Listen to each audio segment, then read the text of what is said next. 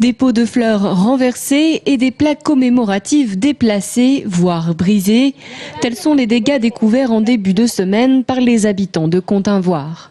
Dans le cimetière communal, une vingtaine de tombes a été la cible de ces dégradations, dont la plus grave reste le vol d'un objet en bronze. Un acte que les Continvoironnais n'arrivent toujours pas à comprendre. On m'a dit qu'il n'y avait rien de cassé, mais qu'apparemment il n'y avait rien de déplacé sur la tombe qui nous appartienne. Et effectivement, il n'y a rien. Il n'y a rien de déplacé, mais enfin, c'est pas pour ça que c'est pas correct de venir tout renverser dans un cimetière. Si ce sont des jeunes qui ont fait ça, eh ben, je trouve que voilà, c'est lamentable. À l'école, on leur apprend à respecter plein de choses. Je pense que dans les familles, on devrait aussi le faire et peut-être un peu mieux les encadrer parce que voilà, il y aurait peut-être un peu moins de bêtises de faites dans le village parce que ce ne sont pas les premières en plus. Car depuis presque un an, les dégradations se suivent à Continvoire.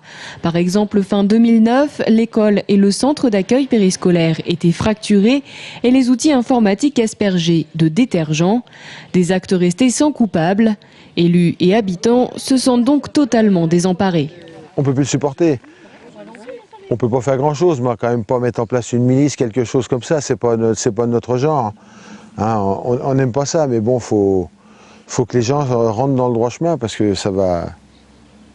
On peut pas maîtriser les gens qui vont se rebeller, on peut pas maîtriser ça, on sait pas. Et c'est un village qui était paisible et on voudrait qu'il redevienne paisible. D'autant que pour effacer ces actes de vandalisme, c'est bien l'argent des contribuables qui est engagé. Heureusement, pour l'une des dégradations les plus coûteuses, des témoins ont permis d'identifier les responsables.